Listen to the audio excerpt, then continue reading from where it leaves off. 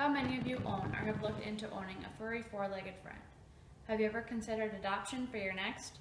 These animals end up in shelters from something beyond their control, whether it be abuse, illness in the family, divorce, not included in on a move, or just found on the street abandoned.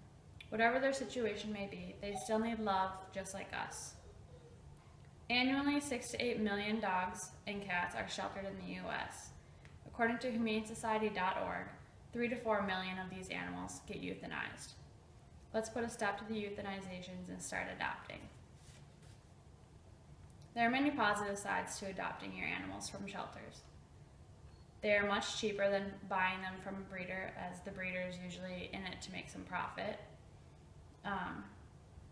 Your pets are spayed and neutered if they're not already done so, and if it's okay with the new owner.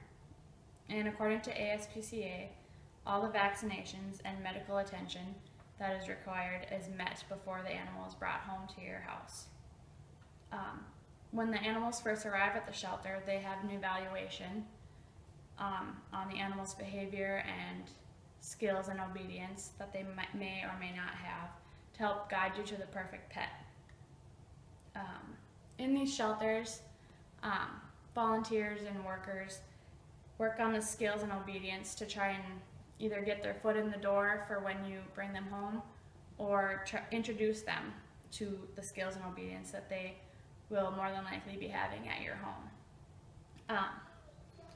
And I know there's a stereotype about how the dogs and cats in the shelters are stereotyped as mutts and just no good ratty dogs, but if you look, there are many purebreds and puppies available. The adoption process is fairly easy. If you don't have a shelter locally in your town, there are many sites online to find shelters around your state. Online, they give the availability and pictures of pets. They provide information such as their age, gender, and any personal characteristics that they may or may not have. You can also visit adoption centers where your future potential animal might be and visit them. They really push for you to do that so that you get to know and get a feel for your animal, like in person. And it depends on the shelter wherever you purchase them from.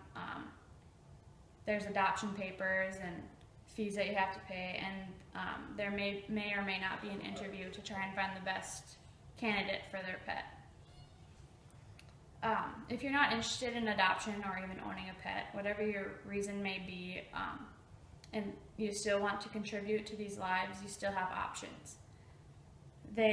Many places take donations, and the donations go to toys, vaccinations, food, bed, and cleaning supplies to try and make their shelters a better place, to make the animals feel like their place is a home. They also encourage and always welcome volunteer work. The volunteer work is playing with animals, walking the dogs, cleaning up, and just having a good time and making the animals feel like they have a purpose. So if the time comes and you're searching for a new pet, consider the loving animals at the shelter. There's always one ready for you.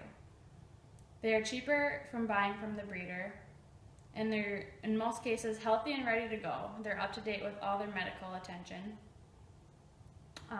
The shelters are easy to work with to help you find the perfect animal for you, and they are always accepting donations to make a difference in the animals' lives. So please keep the animals in mind if you want to add a family and adopt. You could save a life and make a new best friend. What could be better than that?